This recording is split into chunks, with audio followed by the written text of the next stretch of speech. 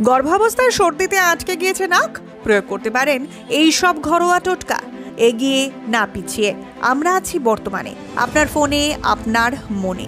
শীতকালে ভাইরাসের প্রকোপ বেশি হয়। এইসব ভাইরাসে আক্রান্ত হলে অনেক গর্ভবতী মহিলার সর্দিতে নাক বন্ধ হয়ে যায়। মাত্রা অতিরিক্ত দূষণ থেকেও অনেকে অ্যালার্জিক রাইনাইটাসের ফাঁদে পড়ে কষ্ট পান, যার ফলে বন্ধ হয়ে যাচ্ছে নাক। গর্ভ অবস্থায় যে কোনো সমস্যাতেই চিকিৎসকের পরামর্শ নেওয়া একান্ত জরুরি।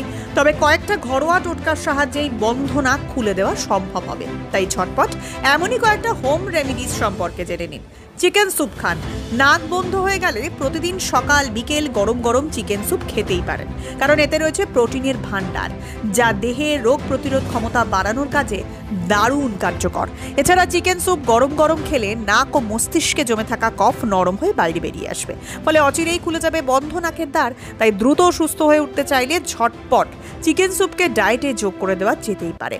স্টিম নিতে ভুলবেন না। একটা পাত্রে জল ফুটিয়ে নিন। এবার মাথার উপর থেকে কাপড়, তোয়ালে বা গামছা জড়িয়ে নিন। এখন ফুটন্ত জল থেকে উঠতে থাকা বাষ্প নাক মুখ দিয়ে টানতে থাকুন। এভাবে 15 মিনিট করে দিনে 2 বার ভেপার নিন।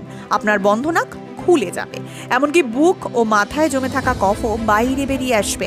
তাই এবার থেকে নাক আটকে গেলে ঘরোয়া টোটকাটি প্রয়োগ করে দেখতেই পারেন, উপকার পাবে। লেবুর জলের জুড়ি মেলা ভার। পুষ্টিবিদদের কথায় লেবুতে রয়েছে ভিটামিন সি এবং অন্যান্য অ্যান্টিঅক্সিডেন্ট। তাই নিয়মিত লেবু খেলে অচিরেই বাড়বে রোগ প্রতিরোধ ক্ষমতা।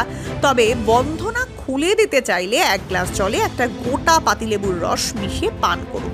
তাতেই দেহের জলের ঘাটতি পূরণ করা সম্ভব হবে। ফলে অচিরেই নাকে জমে থাকা কফ নরম হয়ে বাইরে বেরিয়ে আসবে। ফলে স্বাভাবিক শ্বাস প্রশ্বাস নিতেই পারবেন। গার্গল করুন।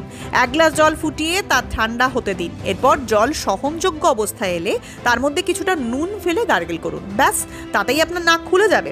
এমনকি গার্গলের জাদুতে কমবে গলা ব্যথাও। চিকিৎসকের পরামর্শ নিন। তবে বারবার এই সমস্যা দেখা দিলে ঘরোয়া এসব টোটকা প্রয়োগ না করাই ভালো। কফের রং হলুদ বা সবুজ হয়ে গেলে যত দ্রুত সম্ভব চিকিৎসকের পরামর্শ নিন, কারণ এই সমস্যার পিছনে অন্য কোনো জটিলতা থাকলেও থাকতে পারে। তাই এই রকম পরিস্থিতিতে চিকিৎসকের পরামর্শ মেনেই ওষুধ খান। এতে আপনার পাশাপাশি সুস্থ হয়ে উঠবে গর্ভের সন্তানও।